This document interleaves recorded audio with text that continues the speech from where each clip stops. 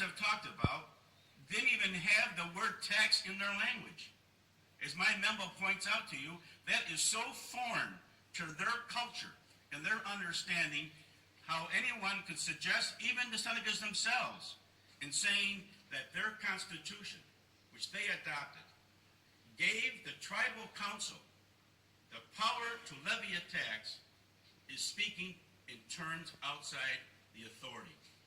I just want to close with a very important point. When you speak about the sovereign right of the Seneca Nation to tax, there is no question of that sovereign right. Any more the sovereign right of the United States to tax or the state of New York to tax.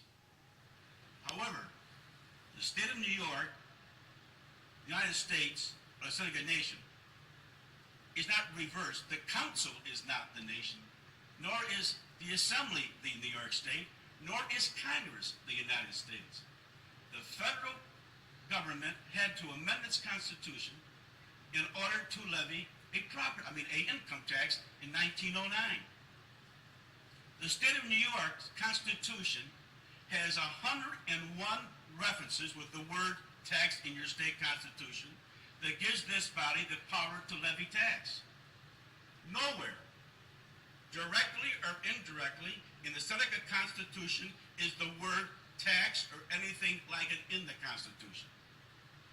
And keep in mind that of the 224 constitutions of Seneca nations in this country, any tribe that levies a tax has in its constitution delegated that power to the tribal council to levy that tax, and has set forth the procedure and how that tax should be levied.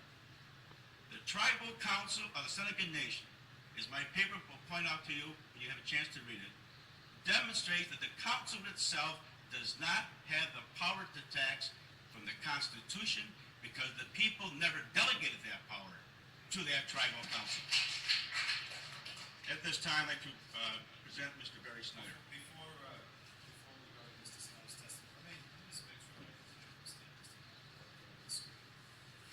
You're asserting, that Robert Hogue, when he served as president of the Seneca Nation of Indians, and then Dennis Lay, when he succeeded President Hogue, acted without authority in negotiating an agreement between the state tax and finance department, that they had no authority to negotiate that agreement, and is further your testimony that the tribal council had no authority to take the action that they took in overriding the subsequent veto of Mr. Lay. So all the actions taken by the two presidents, and then the action by the tribal council, you are suggesting is done without any authority in Seneca law? That's correct. Absolutely. There's a document in law, which I'm familiar with, called ultra vires, beyond the power.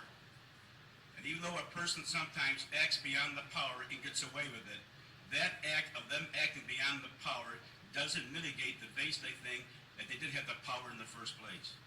The Seneca Constitution, Seneca language, the Seneca history is completely foreign to anything to do with taxes. And to say because the tribal council has the legislative responsibility and say therefore they can tax defies our own experience in New York State with 101 references to the taxes, our own experiences in the United States government with amendments to our federal constitution, and I suggest to you also in my paper to you, Mr. Chairman, the Supreme Court has touched on that very issue, talking about while a tribe by a nation has the right to tax, however, it must effectuate that tax. And the effectuation of that tax is through a process which is authorized by the people. Has the nation imposed other taxes during the course of its history, to your knowledge? The nation in the past has attempted to pass different types of tax ordinances which are observed by its non-observance. Well, but the nation, the government representing the nation, has promulgated taxes, if you will, which have not been abided to by the people. For the very reason that people say the council hasn't got that power. Okay, but the council in fact has promulgated other taxes, which I guess you would assert is equally as Ultra various. I mean, they can do that, but they never had the power to do it. And I'm sure there'll be other tribal leaders who will express that same kind of feeling to you, as this paper does as well. Okay. And as the Supreme Court has also ruled. Mr. Snyder. Yes, thank you, Mr. Chairman.